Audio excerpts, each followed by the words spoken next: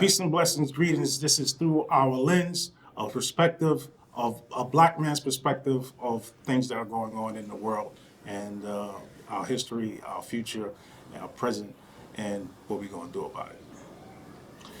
Peace. This is our opinion, how we feel, our experience, our life journey, just a voice from a different perspective. And we hoping we're not doing this to cause strife, but we doing it because this conversation is never really aired or put out or displayed, and we feel that it's our responsibility to get our side of the story out and let people know what's going on with us, coming from us, and being put out by us.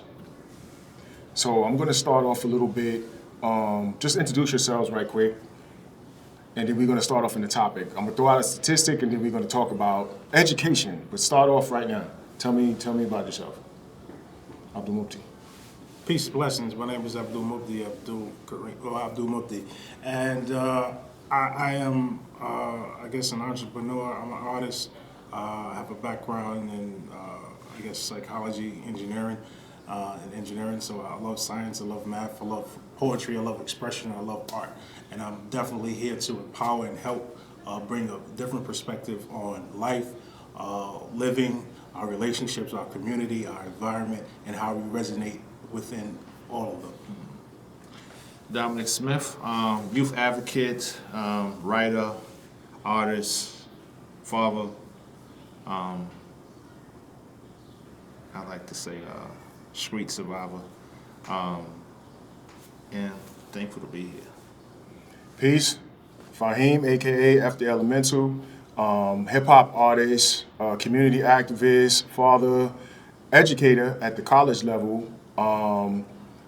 Just a person who's been in this community for quite a long time and seen a lot.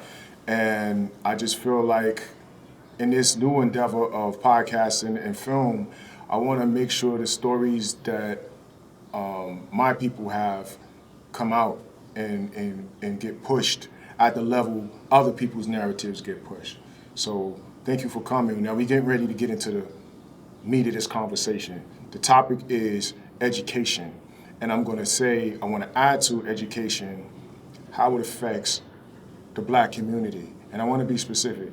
The black community I'm talking about is slave descendancy community. I want to be specific because there's statistics with numbers being mixed in that may or may not be the same experience. Now, not to say that black people didn't experience, the other black people didn't experience slavery, but I'm talking about specifically American slavery. So we're going to kind of go there. Let me throw out one statistic first. 80% of school principals are white. I'll just cut it right there. Tell me what y'all think about that statistic. That's for the black community. That's a nasty statistic. It needs to be a balance. Approach is different, values are different, life experience is different, and it's almost seemed like it's designed. It's definitely an issue from me, the way I look at it. Right. I think it just needs more diversity because if you have a specific demographic or specific race, there is a specific perspective and a specific experience that you're not being shown for the children, for the institution, and for the environment. So for me, I believe that when you have different perspectives, it becomes stronger. You see things in a different light. And unfortunately, our perspectives haven't been shown if not at all. We were just talking about like this. The standard has always been to the white European male, and America does not look like that. It's very diverse. We're very different types of people. We have all different types of ethnicities, cultures, and experiences, and it needs to be reflected in our education system. Yeah, I think that when I read the statistic, it's disturbing because, a lot of us, I'm going to use a sports example since a lot of us could relate to a lot of sports. If you have a certain ethnicity in basketball who tends to dominate, they dominate basketball as players, right? So that's a dominance, right? In the principal jobs, they are dominating that field, right? Now, 80% of America is not quote unquote identified as white. It's pretty much closer to the between the 50-60% range, right? So a diversified principal field would be 50-60% of principals white, right? Where you have representation of other people, but that's not the case, right? So for me, that is an absolute issue because a majority of the students who attend public schools are people of color. Correct. So we're not represented in the highest level of leadership in a sense in the school that you see every day. The person in charge of the school is not somebody you can see yourself as because they don't look like you, right? And then the principals, what type of education have they received to deal with the different nuances of black life in this country, right? And we're going to go into some conversations about what I've experienced because I'm also a contractor for the schools, right?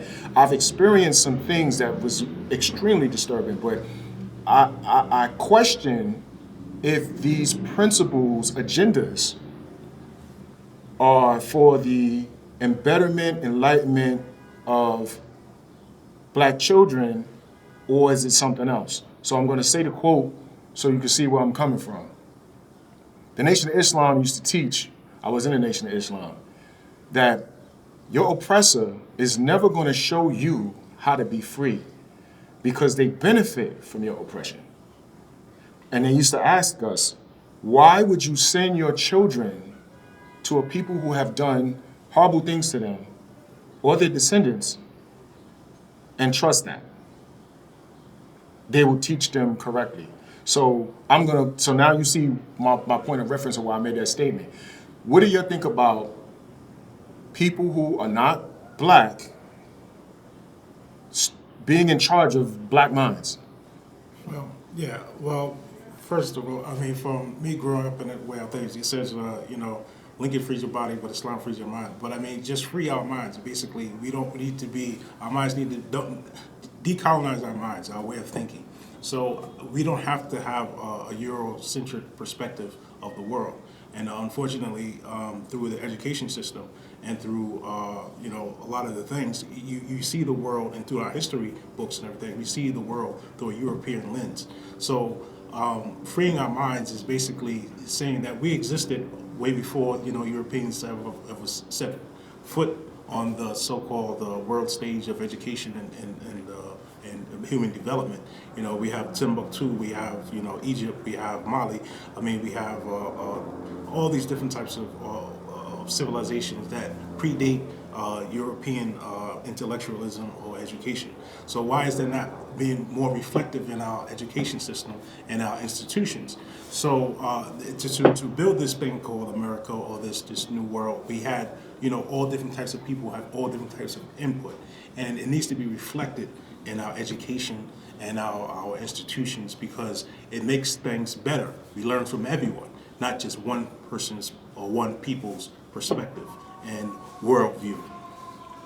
I think it's systematic racism. It's designed, because coming from youth development, working in school systems, they're preparing kids to be test takers. Like, it's no critical thinking, it's no entrepreneurship, it's no economic empowerment being taught. So it's more or less to be workers. It's going back to what you're saying. It's not teaching them to be free thinking, free from the oppression of job, check to check. So that number is a reflection of just the systematic racism because, if you have a poor education, then you get a low-paying job. If you get a low-paying job, you can't save money. If you can't save money, then you don't have a relationship with a bank, right? So if you don't have a relationship with the bank, then you can't obtain any property. If you can't obtain any property, then you really can't leave nothing for your family to generate economic wealth and empowerment. So that's systematic racism at its finest right there, 80%, because it's not reflective. It's, the population. There's many cultures in America that can add on to that to help kids think better. So, that's just how I view 80%, because it is dominance. And if it's dominance, that's just the way they look at things. This is why you take in certain topics when you look at critical race theory, right? So it's not even allowed to talk about real history in the school system. So it's going back to systematic racism that people don't want to really look at. So if somebody say, hey, I'm gonna get 80% of the dollar, it's unfair. This is just how you look at it. If as a whole, you got 80%, I got 20%, it's totally unfair. So, and then when you look at how many black males, teachers or principals in this education system, it probably is even less than that if you break it down. We're going to talk about that in a second, but I do want to expand on the conversation on lack of entrepreneurial type training, the history that's being taught, because it's not actual history. And what I learned is going through public school and then going to college, I really started, I'm not going to say I started learning black history. I started to notice that it was being taught in college, not in K through 12. So I'm going to tell you an experience that I had, and then we're going to go into, branch off into it a little deeper.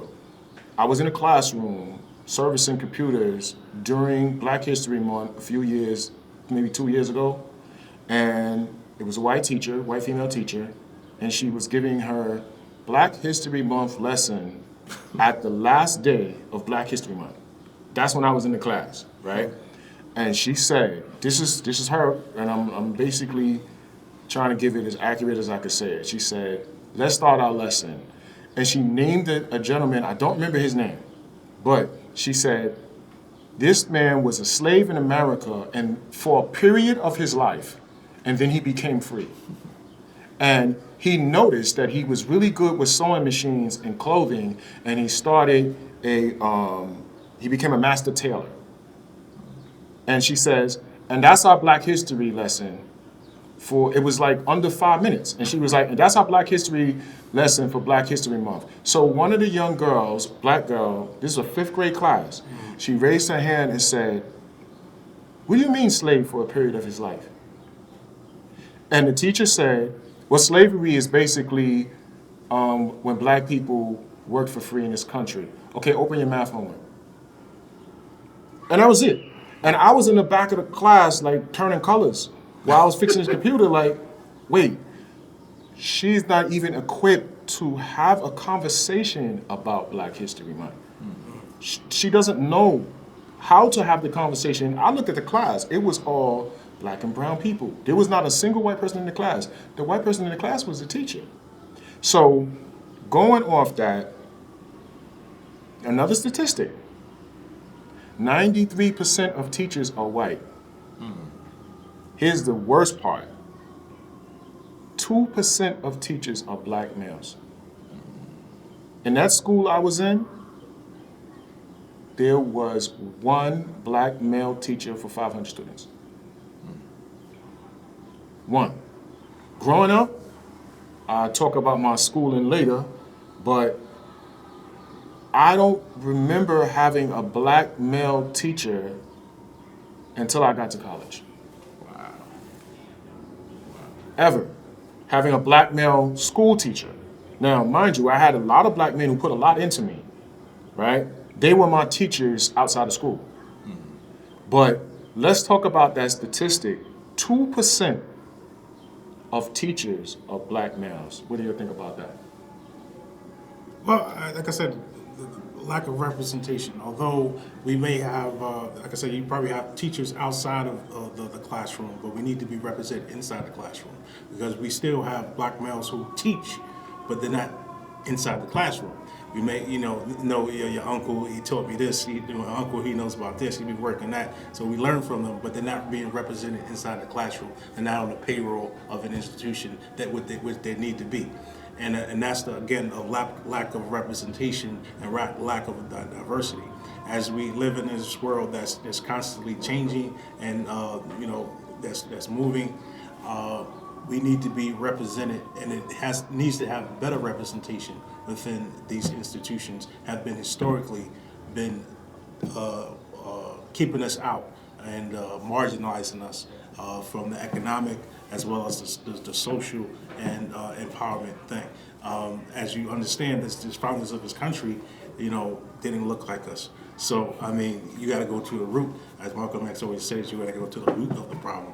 You can't just start at the branch and look, or the leaf and say, okay, we're gonna try to heal this tree just by taking healing this leaf. No, you got to go to the root of the problem, and the root of the problem is the institution.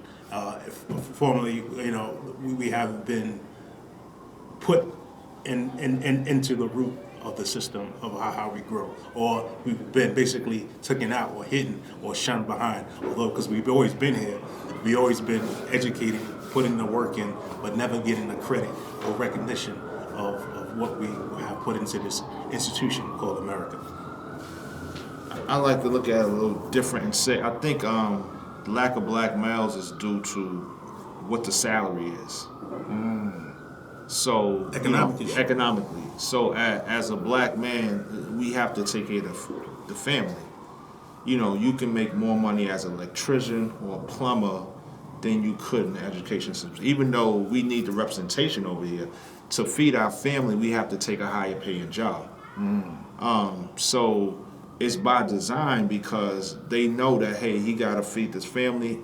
You're going to get less representation over here where it's really needed to make that impact. So when you look at the education system, it's predominantly females because most white women didn't have to have a significant contribution to the home as far as economically than a black man is. Like the black man is the sole responsible of the household, predominantly, not saying 100%, but predominantly economically he is. So that's the lack of representation of, how I look at it in the school system, education system. So I'm listening to you and I'm thinking of a wolf hunter, right? And how they lay a trap, right? So I think it's by design because I think economic plays a bigger role in everything that we have experienced than we can put together, right? So the most important job of molding young minds pays the least amount of money, right? And black men need to make a decision in the now and say, am I going to have the most amount of money now or some other benefit down the line, right? And you go with the decision to make the now money. Delayed gratification. So you go with the decision to make the now money, right? And what it winds up costing is the mind of your child. Because somebody else molded their mind, right? So I think this education, economics, I think is always going to be an underlying, it's the main constant with everything we're going to talk about. Okay. Period. Yeah. But choosing to send your child to public school so you could work a plumbing job, right?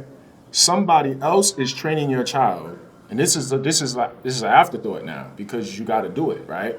You got to take care of your family. Somebody else is training your child in ways that are not of you. How do you pass on your knowledge to your child? Because I feel like school has become a babysitter for 8 hours, right? Definitely. So the babysitter is like, don't make no noise, I'm going to put the TV on. I'm going to talk to my friend, right? While I'm supposed to be watching you for 8 hours, right? School is like Do what we say, discipline, stand in the line. You don't stand in the line, you fight back, somebody fights you, suspension. It's training them to follow orders. That's not your way, that's somebody else's way, because they see a vision of society. Now, as a parent, are you supplementing their education when they come home? That's the question, because I think a lot of us became lazy in a sense and compliant in a sense, and just send our children off to the slaughterhouse to learn how to fit into society, and we're not supplementing what they're learning. We're letting somebody else teach them, and we think our job is done. Yeah. What do you think about that? Well, I think definitely it takes a community to raise a child. It takes a village. So the institution of like education, especially with the public school system, is definitely, you see how it's catered to. It's trying to cater to one mode for all, which just doesn't, because we know as human beings, every child is different, every person is different. So it is not a window for everything. So it doesn't work for, especially it hasn't been working for our community, and it hasn't been working for especially for black men and black families. So it needs to be a change of model. So I mean, it has to be more representation of how things are in the real world, and how things are practical and how things are relevant. But to cultivate a mind, it takes a lot. So that's why it has to be a community, because you can't have a win-all for all answers for one answer. So it has to be a collective kind of responsibility through society within our communities. So what you're touching on, I had a quote from a friend of mine. He's another MC, Kareem Idris. He said, "They don't cultivate minds; they manufacture machines. And if your memory's weak, they offer you the Marines." So they want to have basically like a military. That's when you talk about the school, the prison complex, because it's a state of control. You know what I mean? That you want to control the population to move a certain way. So I mean, what are you being educated in to conform to what? So you have to basically deep inside of how these institutions are affecting our children and our beings. I think people start to look at public school as a failed system, as a failed model. This is how charter schools came about, right? So you got a lot of working parents now are pushing their kids to charter schools. 35% of black parents send their kids to Catholic school, even though only 5% I think of blacks are Catholic, right? So what they're really saying is, hey, my child might have a better opportunity in this system right here, because we know and identify that this system is not working. Right. Like it's clear, with the graduation rate, with the competition rate with other countries, it's the level of kids that's prepared to go to college, right? Most kids that's coming out of high school, they got to take remedial college courses before they even do college, because that's saying they're not academically even prepared to go to college. Right. So they just got passed through. They might be good test takers. It's going back to the whole test taking system. So it's a failed model. They know it's a failed model. However, they continue to pump money into something that's broken instead of fixing the system. So I think as people and who we put in office, that needs to be looked at and evaluated. Well, I think it again goes back to economics. There's a lot of money being made at the fact that these schools are failing, and we could go. This conversation could take a tangent to the prison system and how much money they make, but we're going to hold that off for another conversation, right? But it steers people in a direction, right? And then you have a specific group who's still making money hand over fist while they get to impact people's movement, their education, their experience in a negative way, right? Because you have a lot of young people out here who are like brilliant, who just need guidance, right? They need some kind of guidance, but the school is like, hey, you're getting suspended because you didn't get up fast enough to get in line for lunch. They're more focused on that than the actual education and well-being, mental well-being of the child. Then you have, I said school becomes babysitting, right? You have parents who send the children to school because they need them to be somewhere while they work or while they're doing something else, right? But the information being put into the child's mind, Black history is not really taught. It's not taught. I'm not gonna say not really. It's not taught in the schools at all. The meat and potatoes of Black history. They may say King. They'll mention Martin Luther King, right? I very rarely hear them talk about Malcolm X, but I hear them talk about Martin Luther King, right? I hear them talk about Rosa Parks, famous Black celebrities. A conversation that is dealing with a certain level of conformity, right? Trying to belong, right? There's people who oppose integration. Education was one of the main reasons why they opposed it, because a lot of the Black schools and Black students with little resources outperformed their white peers. Right. But as soon as they integrated, there's a record of, because the Black schools closed down, Black teachers lost their jobs, right? They went to integrate into schools with white people, again, giving our money to somebody else, right? And these white teachers scaled back their teaching. It's an interesting conversation. This is a bigger conversation than what we're having right now. But I wanted to, hone in on, there is a responsibility to parents. One, to learn something about your history too. Or you need to know it. And you need to pass it on, because you can't expect a white person to teach your child their Black history. You can't. What do you think about that? Well, yeah, but I think specifically for Black history, when you're teaching a Black child or a Black person or person of color about their history, it gives them empowerment. It gives them a sense of sensibility, a sense of belonging, a sense of confidence, and of reassurance. Because if you can see yourself in success, then you can be successful. And if you it's a famous quote from Fred Hampton, observation and participation. You have to put yourself in, and also KRS-One always said, you got to put yourself in success. You have to visualize yourself as success. And if you don't see yourself in being successful or in the roles that you want to play, then you don't see the things. And this is like the idea of having Black representation in these institutions and these places. So I mean, you have to cultivate a mind, and you have to visualize success and see yourself in that success. And to help children visualize that, you have to have representation. You have to see some of themselves. So people who look like them, people who come from their neighborhoods, people who have some of the same experiences, so they can see themselves in success. So it's just basically observation and participation. So if you observe it, you can be it. If you see it done, oh, I can do that too. You have something to aspire to.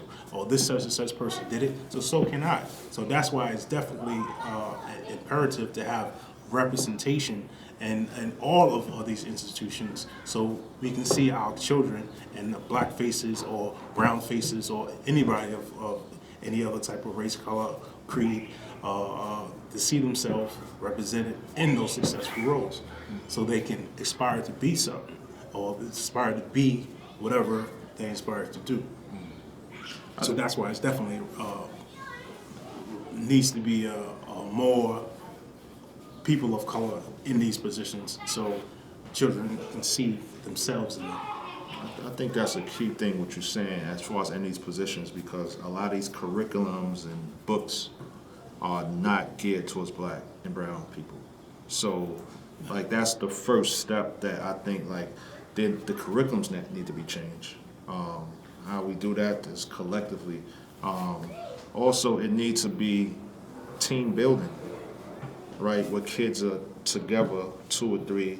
It's almost like in college where you got study groups in college. They need to be early on, because if 2 or 3 kids are studying one person, collectively it's a small family. It's going back to you said about the micro family. Like you got a small community now learning about somebody, so the parents are going to build with one another, which is going to start to now get everybody collectively involved in the school to see what their kids is learning about. So the approach, we need a new approach to actually get kids to learn about it, involving the parents. So they have a thing called a community school, where the community schools has more resources, because I think in each school they only got one social worker per school, maybe two. So you're looking at between 200 to 300 kids with one social worker. So you have social worker interns coming in who's not even qualified or from that representation of the community to deal with these kids, and a lot of them come with stigmas anyway. So our approach to get the core meat and potatoes of what you're saying about the Black history, it has to be a change of curriculum and a new model to get kids together to as a team collectively to start learning about the different people, because you hear, like I say, the non-threatening Black leaders that was from the past. That's who they talk about. Right, but I mean, as our history is still going on, it has to be inclusive of all history. And as we understand that history is only taught from the viewpoint of those people who are in control or in power. So we have to have a collective approach of the whole story, and this not just his story, so we can have the organic way of looking at life and lessons and how we can correct them. But we, again, like I said, it has to go back to the root, and some of the root is rotten to the core. So you got to change, although it's sometimes a shameful and bad history, but you still got to tell the truth no matter what, so we can learn from it and grow from it. And if our representation is not being properly represented in these institutions, we have to fight for it and make sure that we are. Because although we're talking about the history of this country or the history of how this thing's created, it may be ugly, but it happened and we got to grow from it. So I mean, once we know what it is, we can build and grow from it, and hopefully it makes us a better people and a stronger union, a better society, and a better educators too, so we don't repeat the lessons that we learned from the past. I think that I'm thinking about two things. One, Nas said in the song "Hip Hop Is Dead," he said that hip hop is dead because we can't see ourselves as the boss. Right. So that's one thing, right? So that goes back to the economics again. Like I said, that's going to be the underlying connector of everything. We can't see ourselves as the boss. We can't see ourselves having our own school. We can't see ourselves teaching our own children, right, in our own school. So, resources. What resources are available? One. Two, textbooks. I don't know of any textbooks or curriculum that is designed by Black people. I don't know how you even qualify to come into that realm where you could have a book, textbook, as a Black person that'll be adopted into the schools, because now we have this big fear of this critical race theory thing. They don't want certain things to be said to their children, right? And they don't want certain things to be said to our children, right? They don't want to feel, and I listen to this conversation deeply, they don't want to feel guilty for the things that their ancestors did and have their children feel bad about their things their ancestors did or their people did, but not necessarily their ancestors. And the thing is, what was done to us was horrific and almost unspeakable. But there are words for it. Right. It's called the Malfa. And you're talking about, well, you have a Black psychologist, you have people who speak about this thing. Well, definitely critical race theory. Race does have a factor and have an issue. We have facts, we have proof, we have Cornel West, great theologian, great scholar who wrote a book, Race Matters, about race. We have Black psychologists like Joy DeGruy, who talks about race and post-traumatic slave syndrome. We have Naeem Akbar. We have all these different learned scholars talks about how race affects our society and and our place in the society. it definitely has a factor in this modern world. But don't let it be a handicap. So I mean, we have to learn about it, but don't let it cripple us to not talk about it. So when you try to leave critical race theory in the conversation of education, it has to be talked about. It has to be put in because it's happening within the world. It does have a strong effect. And like I said, we have to confront some of our struggles and weaknesses so we can correct it and be stronger. So if we don't have a conversation, if it's not being learned in our schools, if Black history is not being taught, it needs to be because it's the world's history. It's not just the benefit for our children, but also for white people's children as well. Because if we don't know each other, then we can't learn from each other. But I think there's a level of control. There's a level of suppression of the facts. So let me just use a parallel. In the Ukraine-Russia war, Putin is telling the Russians all this bad stuff about Ukrainians and they're faking stuff. It's a control of the narrative. Propaganda. America's narrative has been controlled for hundreds of years to not hear us. We can't say those people are sociopaths because they did this. We're not allowed to say it. And they'll be highly offended if we said it, even though if we had a checkbox for every sociopathic behavior of things that happen to us, we would check them all. Right. But we can't say it. So it's a thing that says, don't you say that. Right. Don't say that. And it's a suppression, so the suppression happens at the education level. We don't want the children to know what really happened. Right. We don't want, of both sides. But that comes to owning up to what history has. Like in other countries, like you say, South Africa, they had a Truth and Reconciliation Act that happened when you had the Afrikaners and the people of South Africa come to grips of what atrocities happened through apartheid. America never had that. So, I mean, we have to have a truth of reconciliation for America between American chattel slavery. This is why H-140 is so important and all these other things about reparations and what the atrocities happened and they're still causing an effect that we're still healing from through these misactions. So it's definitely, and we do have scholars who basically talked about this. You have like Naeem Akbar, you talking about the psychopathic racial personality, and you have like Joy Leary, who basically coined the phrase post-traumatic stress syndrome, who spend time to have doctorates and have qualifications to label and label what these things are. So I mean, although we have these scholars and people there, they're not put to the forefront of our education system and things. So that's why Black history and our history is definitely needs to be more representation needs to be in the public eye and in these institutions. So we know about these scholars and these people who write about these things and could bring them to the forefront and the cause and the effect and how is it affecting our education system, our society, and our whole culture, because we can see it in our pop culture and our music and our other things, because we you talk about any Black song and any like Black history, music and this has been always integrated into our history because we communicate. That's how we communicate some of our stories and our history. So this hip hop thing, we gotta definitely take back the music, because hip hop was always underground music. It was always for the people. You know what I mean? And now we have these corporations and stuff, understanding the economic impact of it, but we are the people who created it, and we got to take back control of it. So, getting down to, like I said, to the root of the problem is, we put out the product, but we're not benefiting from its impacts and its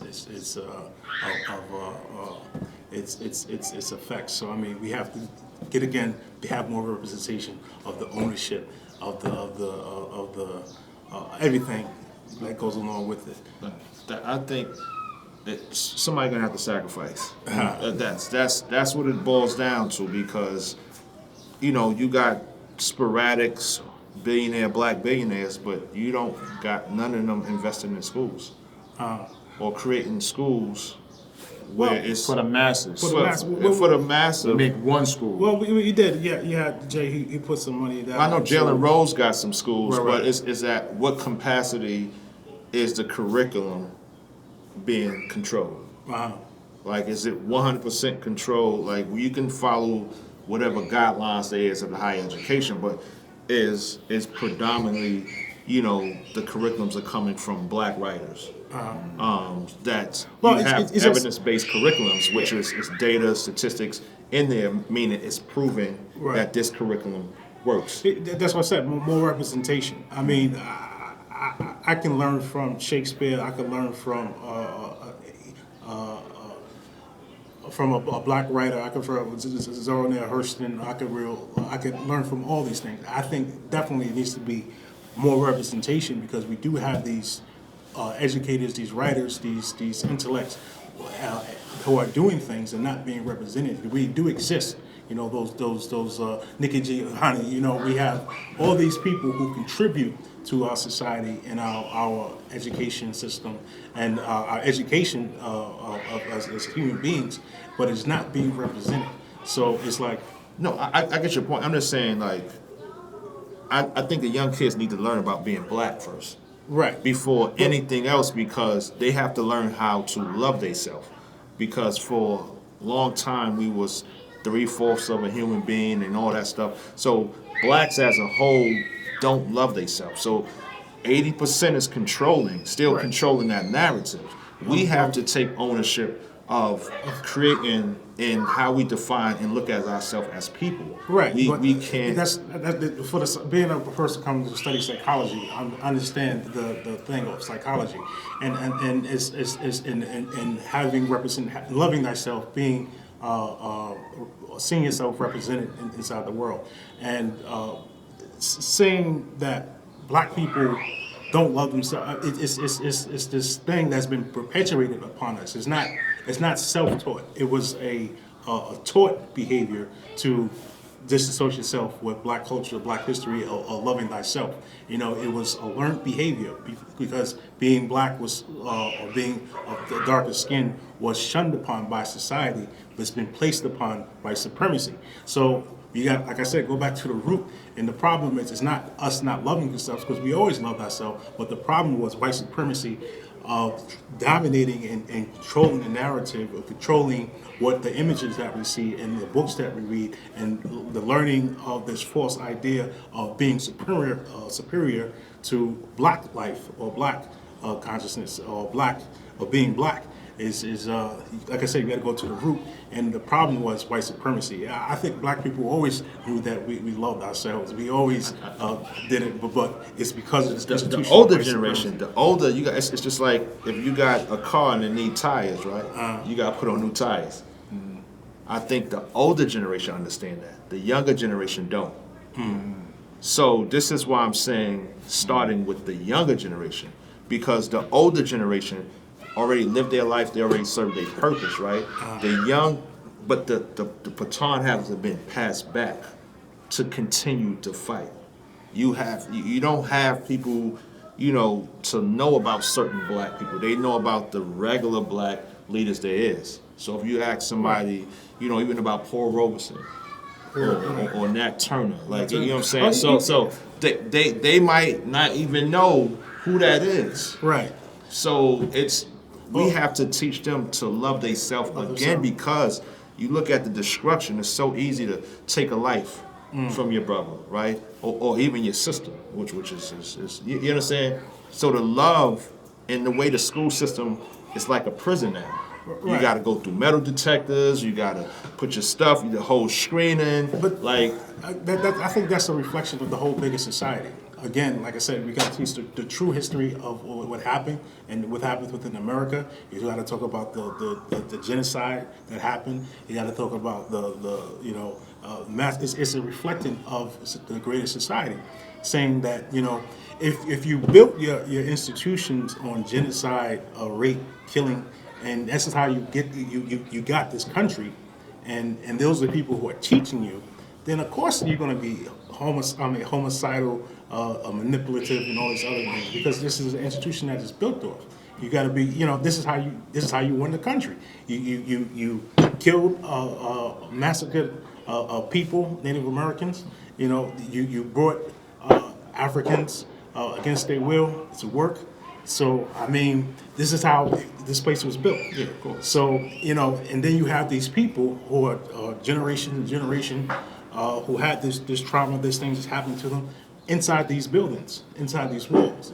And you're telling them a history that really doesn't cater to them, not telling them the truth.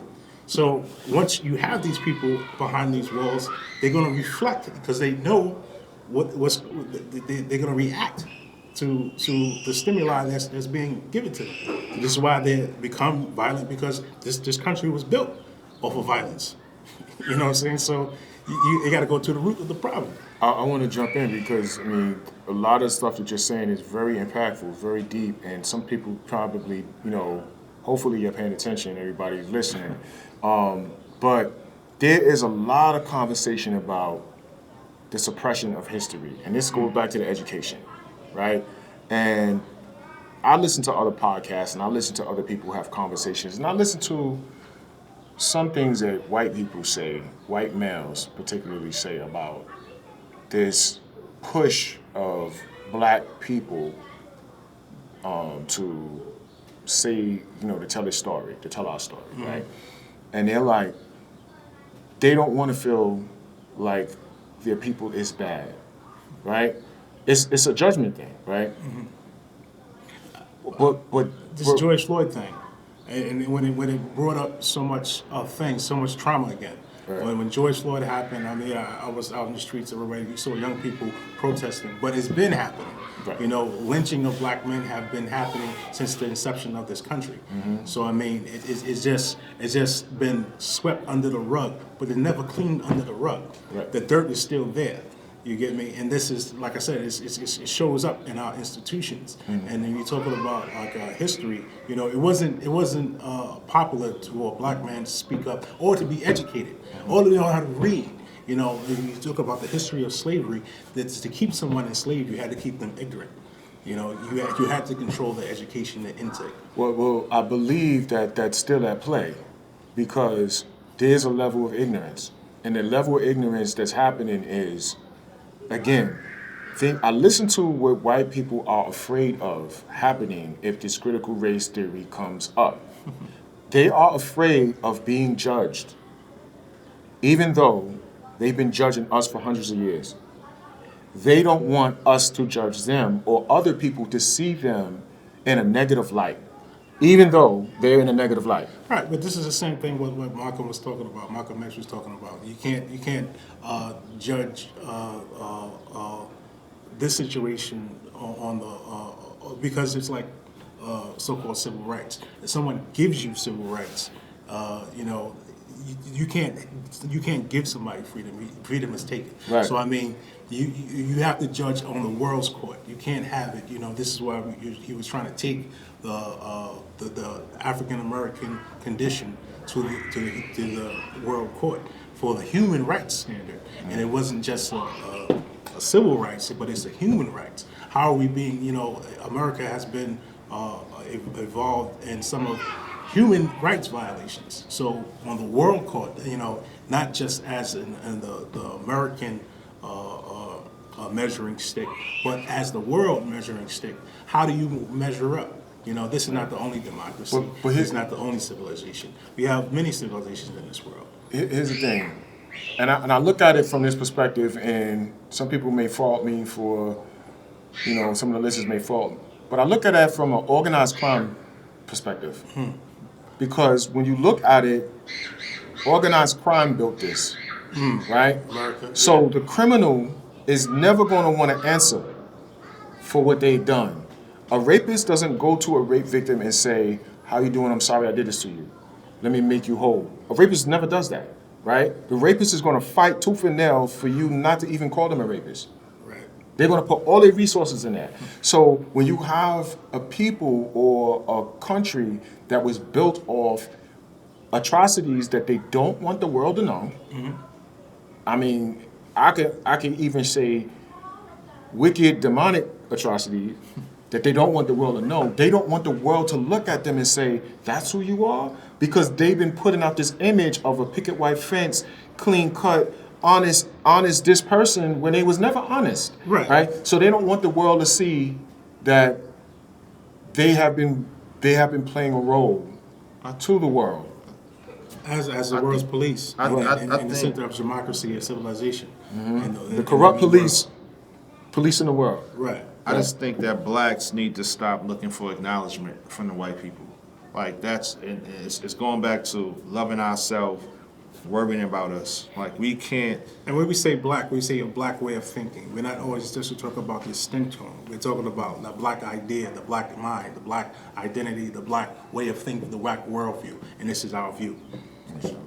That's just my thing. I want to jump in on that because what you just said, I was watching a podcast and they were talking about this. And let me tell you what they said in the podcast. They were talking about acceptance, right? Blacks always want to be, we want equality. We want equality. But they said in this podcast, I'm going to name the podcast, it was Jon Stewart's podcast. Jon Stewart, okay. Very good podcast, first of all. But he was saying the people he was talking with a panel, while we were fighting to be recognized as human beings, white people were stashing money away, collecting compound interest. Again, it's economic conversation again. Let's go back to that. So we're marching and we getting our feet tired because somebody wouldn't let us sit at the counter, right? Just think of this as conceptually, big picture. We want to be recognized in your store and bring you money that we were spending with our own people and helping make us rich. Now we want to make you rich, right? And now we want to sit at your counter and we want you to respect and accept us. And in that process, the stores we were supporting that were black shut down. Okay, Dr. Claude Anderson talks about this in his books. I read all 5 of his books. The black business, the black stores, the black schools, everything that was surrounded this, let's say coffee shop, just as an example, surrounded this coffee shop. The teachers went, everybody went to get their coffee from this black coffee shop. Now we want to sit in a white coffee shop. So we want them to respect us. We're going to give them our money that we're not giving now to the black store. The black one closes down. Oh, integration happened. The black teachers lost their jobs. They integrated students, not teachers. The black teachers lost their jobs. Now they got to find another line of work. The black school closed down. You had janitors who worked in the school. Now they out of work. Everybody's out of work. We want to be recognized. That's a symbolic, empty gesture. So what did they do when George Floyd happened? When you see Nancy Pelosi with kente cloths and say, let's bow. Right. Bowing didn't put $50 in my pocket. Right. Bowing didn't make my rent get paid. It's something that was forgotten. After 5 minutes of bowing, it's forgotten.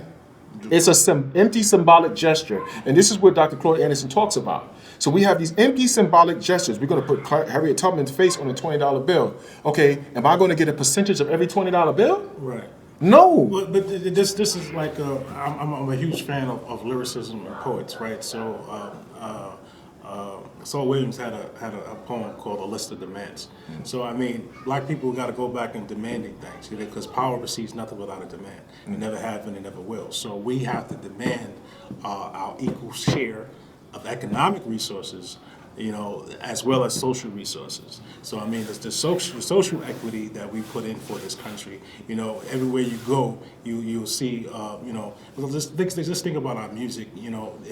We gave the world, our humanity by just singing and opening our mouths. We showed, how human we are. So, I mean, but now the economic equality and things that we need. And this is why we talk about reparations, because we can quantify the amount of social and equity that we put into this and building this thing. So we got to put a price point. We got to start demanding. We got to have a list of demands of what we need, what we want, and what we're demanding. So this is what we got to put on the table. We're gonna have to cut the fat of a lot of people because they hit us with the mumbo jumbo. I like to call it the church scriptures, and we fall for the symbolic gestures, right? It's all the time. It's what you're saying about these rappers want to go to these stores that don't care about them, don't want they dollar, and then they complain. Well, they want their dollar. They just don't want them. They really don't care about their dollar because it lowers their value. Well, like that's what they say. I'm just saying because it gives it a certain type of mystique and a certain type of level and status. So but that's the psychology of it. That's again of white supremacy. You think something is better because it's white. I mean, this is where the devil fooled you. I mean, the devil's going to tell you, you're not worth anything, or the devil's going to lie to you and tell you that my thing is better than yours. Although yours may be better, but the whole psychology of it is saying that these white pies are better. I mean, I was watching Life the other day. These white pies are better than their black pies. So, I mean, it's also about valuing ourselves and knowing our worth. I mean, we built this country. We picked the cotton. That's what's the cash crop that built the economic base for this country. So, I mean, we know what it is. We know what our worth is. We built the economic thing of this country. So we need to see it at the table of how it's being dispersed and how we're receiving it. But we need new leaders at the table. That's important. We can't, like a lot of the old leaders sold us out. That's just the reality to what it is. So as people, are we going to say, hey, we had the wrong representations, that we continue to get these symbolic gestures? And like you look at Obama and we were happy, right? Right. But what did he really do for black people? Right. So like I said, it's going back to the symbolic gestures of these old leaders. Or the wrong, let me not say old leaders, let me just say the right representatives at the table. We need to listen to that need to represent what we really need, because it's not getting needed. Like the whole George Floyd thing, Black Lives Matters, it didn't really help any community because we was running rampant and destroying our own community. So these symbolic gestures. But again, you're saying destroying our own communities, but communities that we don't own. We built them, but we don't own them. So we have control. But we do where we live. I understand what you're saying. But we are there. Right. So even though we don't own them because collectively we're not together. Right. So and when you got people on your team throwing away the game by these symbolic gestures, of course it's never going to be ours. So that's what I'm saying. The fat has to be cut, and we need new representation, new leaders in these positions to demand what we really need to help these communities. Because without that, it's going to be the carousel wheel going around and around, and that's what it is. It's the same way. So it's the same way with reparations. Right. They need to cut the check. You do definitely, I believe, cutting the check and having reparations of the struggles, because we're still suffering. Because, like I said, we call out. You can say you can hear it through our music. I remember DMX. He had some powerful songs. You know what I mean? He's talking about they don't know who we be. You know what I mean? I think being an artist, he was just reflecting.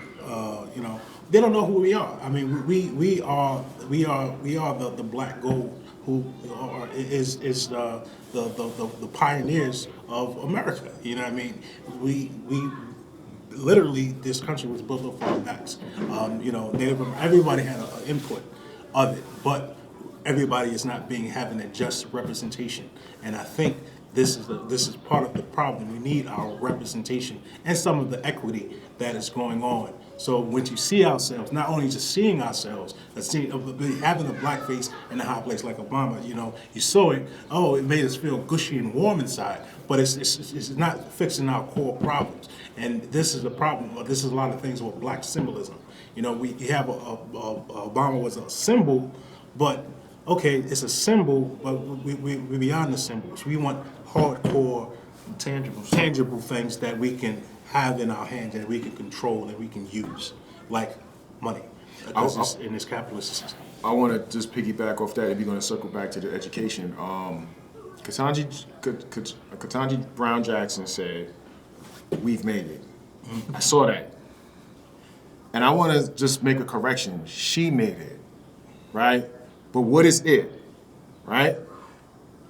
You sit on the Supreme Court, you will be seated on the Supreme Court where you are interpreting the law written by a racist white man that you can't change, you just interpret it. Right. Right? So, yes, you have two black faces there now. right? But it's like a lot of times we look at things as a win when it is only we now got a new job working for the new man. Right. You know what I'm saying? So it's that conversation. And again, I don't want to, I'm not discounting her accomplishments, but I'm saying, I just got signed to a $2 million NBA deal. Yeah, but you got to play ball, right? Right. You don't own the team. You got to play ball. So it's that not seeing ourselves as the boss thing. Now going back to this conversation on education, it is my strong belief that, as you said, Dominic, the system is inadequate, right? It's a failed system. Parents have to do some work and learn something about their history and make that information mandatory on their children to learn. Because that's the problem.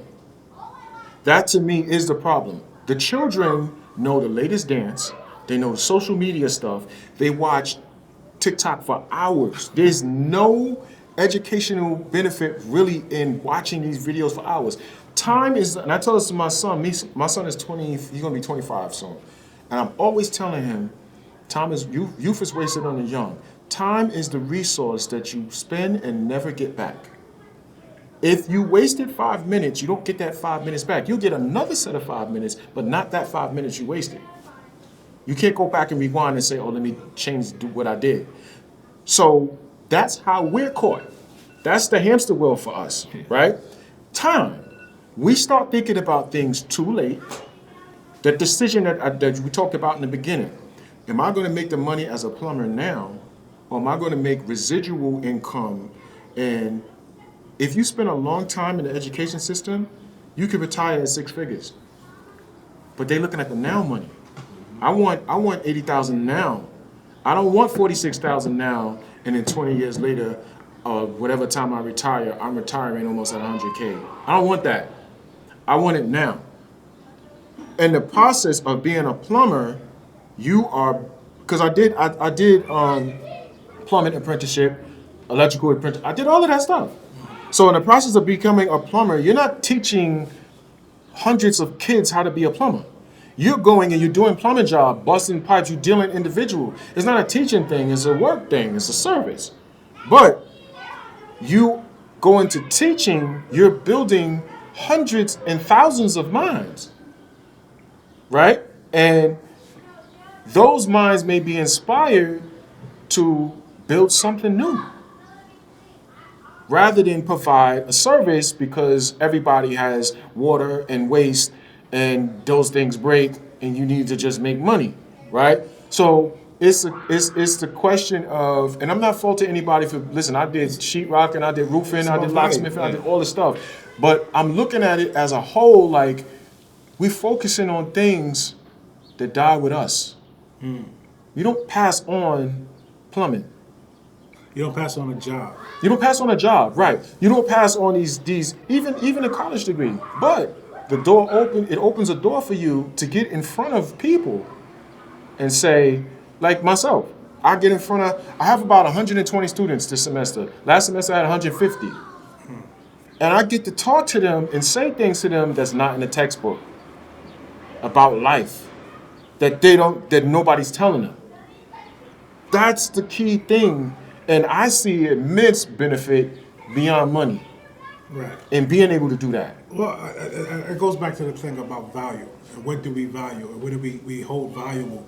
And not holding ourselves valuable, and the things that we learn and the experiences that we have. These are valuable experiences that need to be transmuted to the new generation, so they won't make the same mistakes, so they can take it to another place. So what do we hold valuable? And not holding value of ourselves, for one, and that's what you were speaking about, Dominic.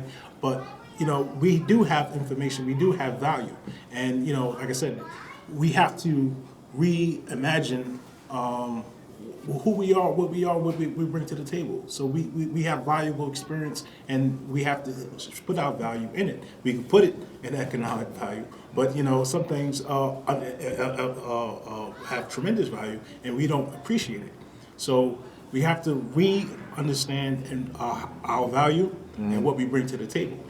I want to go back to what you're saying. I think what you're saying is right. At some point, right, we did have an input into schools, right, as black people, right? So the plumbing is key because you can start your own business in plumbing, right, and then leave something for your family. So that's economic empowerment, right? However, we had those trades in schools. So it was removed. So we had the plumbing, there were certain things in the schools where they were teaching trades as well, and it just became academia. So we can't leave that out as well because we're behind, right? So we got to work 20 months to make what a white man making 12, right? So we behind. So those things are essential that we are leaving out. We can't leave these tools out, these trades out. They have to be incorporated in the school because every kid is not geared towards college. Right. We gotta remember that. Trade right? schools and stuff like that, but you can talk about the economic impact of talking about like housing loans or housing or property in itself. You think about the discrimination that happened between black families when they're trying to have own black homes. You know, talk about redlining that happened in Harlem. We're gonna talk about that in the next one. Yeah, you're talking about Yeah. all these things that happen because of discrimination, because of not only just it's been sanctioned, it has been instituted by our own government.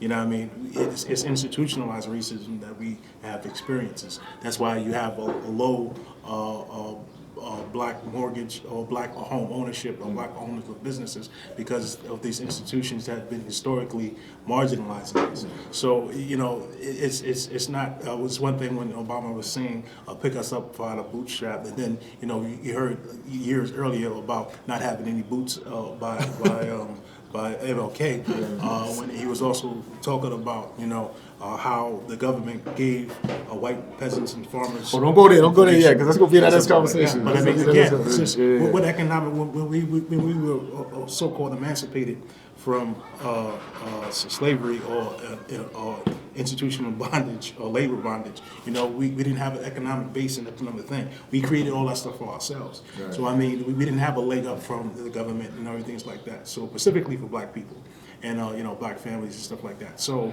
this is what we talking about reparations for, because we know institutionally there was been plans to hold black people back. So I mean, we have to be compensated for those institutions who historically marginalized us. You know, those plans still exist. Yes, so it's not just in the past. It still exists. I'm just trying to get us to get that economic freedom, right? Because when you look at college, black woman is the highest owed with student debt, right? So if they marry, the black man is married into debt because he might have went and got a trade. So it's, once again, we're behind. So this is why, you know, I'm talking economic empowerment, economic freedom, because we as long as we owe, we can't grow. Can't get that level up. Owing is slavery too. That's the whole credit. That's why they give credit. So we're gonna wrap this. Any last short things, because we're gonna come back in another segment. But any last short things you want to wrap up on this education? I think I kind of made my statement pretty clear, which is, you know, we gotta also educate outside of the school, parents, which means the parents gotta learn some stuff. Yeah, education starts in the home. So starts in the home. We got to have our own schools where we have our own books and we do our own research and not really get approved or research passed down by people who really doesn't benefit from us knowing the truth, and they don't want us to know. They don't have the best interests at heart. Right. I mean, if you love someone, you want the best for them. Right. We're always claiming to try to be loved. Right. Oh, love us, please. Okay. They don't love us, so forget about it. But they want us to love them. Right. That's the whole point. It's like it's a manufactured love because you put up the. I'm going to say this is going to sound kind of funny, but you put the gorilla in some red bottoms, and you put them in a nice tight skin suit, and you put nice makeup on, and you like, look, love me because I put this image in front of you. And I'm not saying gorilla, you know, related to black people. I'm saying of a behavior. You want to change or alter yourself and present yourself a certain way when you're not that way, right? And that's not who you are at all. You don't believe in the image you're putting out, but you want the world to see you that way so they can trust and love you. Because you're afraid that if they saw you as you are, they will not trust and love you. And that's the fear. That is the fear from white people that they don't want to come out. But again, we hear that in our music. It's Fears of Black Planet. Yeah. We had Yeah. people who put on that. Yeah. So I mean, again, the message in the music. I mean, we can learn from our music because we set our lessons. That's trauma.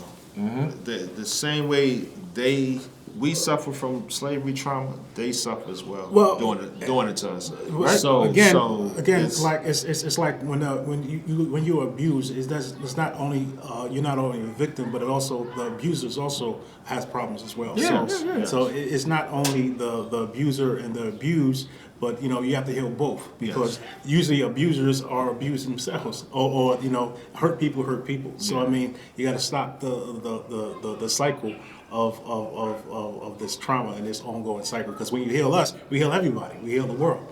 I got a verse in one of my songs that goes, it said, here's some history about us to help dispel the mystery. Mistreatment by the sociopaths caused the misery. Word. So somebody's suffering from something and they go do an action and they stick their chest out and say, we're dominant, but it also is showing that they have a problem. If you could rape and kill and take and steal Lynch. and the at the level it was done, you're not normal. That's not a normal, well-balanced mind. That's a mind with something going on that ain't right, right? And America has not come to the understanding that this country was built by sociopaths, rapists, terrorists. They haven't come. It's like that's the last thing they're going to admit to, because they can't see that. They can't see themselves in the mirror, right? This is what this country did, and this was the culminating event that built this place, and that is not going to be addressed because you got to go through the approved methods of getting textbooks, and you got to go through this, Right. and then and here's the other conversation that comes up. If young children hear this, it's going to be damaging. So let me tell you something I was doing. I was teaching in the summertime. We had a summer program. I was teaching ethics and civics and history, government and history, to kids from kindergarten all the way up to 6th grade. And I had teachers sat in on my classes, right? And they said, you are really good with these kids. I just want to caution you that some of the stuff they should not be learning at their age. Why not? If I'm telling you in advance there's a trap right there, I'm not supposed to tell you there's a trap? That's the point that I'm making. There is a regulated, measured system that we're not supposed to tell them this, we're not supposed to tell them that, we're not supposed to talk about this, we're not supposed to talk about that. Already understood by teachers. And I'm talking about teachers of color told me this. This wasn't white teachers who told me this. This was teachers of color. You got So this is the point that I'm making about education. There is a willful hiding of information. Information and education. Yeah. It's known. It was said to me that way. You ever thought about being a school teacher? No. Well, I just want to caution you on just, the level of appropriateness of certain conversations that you have. And I know what they was talking about. So I was talking about the slave seasoning camps off the coast of America, as you talk about the islands and all of that, where they drop the slaves off and they call it seasoning, because I studied this stuff and how they broke the slave, and then when the slave was broken, they could move them to the colonies, right? And I talked about what they did to the slaves, not in a super gruesome thing, but how they break the spirit, and they felt that children shouldn't know that. Well, you got to understand, coming through certain institutions, you're indoctrinated. There you go, indoctrination. Every skin folk ain't kinfolk, so it's just the reality of what it is. So this is why in certain workplaces, you have people more loyal to the system than they is of helping the people. So, it goes back to slavery, the whole trauma, Stockholm syndrome where they Individualism. yeah, overruled. so we can go on, but we want to wrap it We're up gonna wrap it up. to the next segment. This is just our view, and we're just giving a different perspective of how we see the world and a perspective of three black men, how we see it. So tune in next time. We're wrapping it up, and sometimes give us your view.